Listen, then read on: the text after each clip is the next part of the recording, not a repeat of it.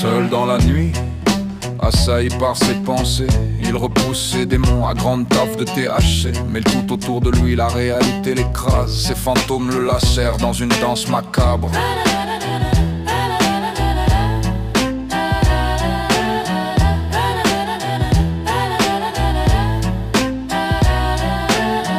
Dans la fumée stupéfiante, il commence à trouver l'oubli. Et dans cette éphémère anesthésie, il reprend l'illusion de la vie, tenir encore jusqu'au moment où le sommeil accepte de remplacer la résine. Puis viendra la calmie du jour où dès l'aube vont se cacher les fantômes.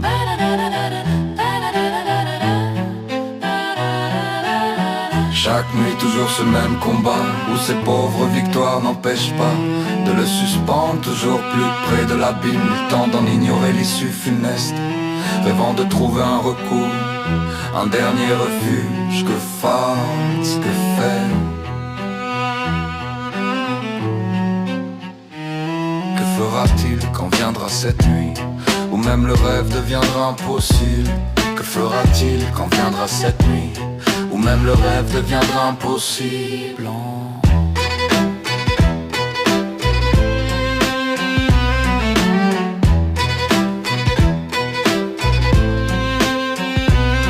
Alors il laissera ses cohortes de démons l'emporter dans un dernier banquet pour se faire dévorer jusqu'à ce qu'il ne reste plus rien que le silence. Il n'y aura plus de victoire ni de défaite, uniquement le silence, le silence, le silence. Ce silence, ce silence. Alors, il laissera ses cohortes de démons l'emporter dans un dernier banquet pour se faire dévorer jusqu'à ce qu'il ne reste plus rien que le silence. Il n'y aura plus de victoire ni de défaite, uniquement le silence, ce silence.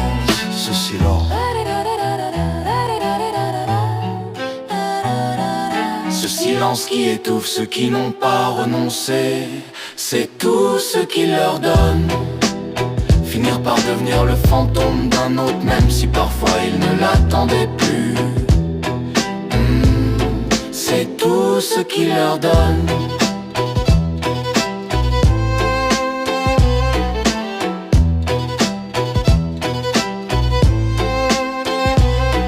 Doit-il forcément devenir démon de ceux qui espéraient pour lui devenir démon? Peut-être au début amputé, devinant un ultime mirage, ils l'invoqueront. Mais tordus par la douleur, ils finiront par le maudire. Et dans un dernier exorcisme, même le silence sera remplacé par le vide, par le vide. C'est tout ce qu'il leur donne.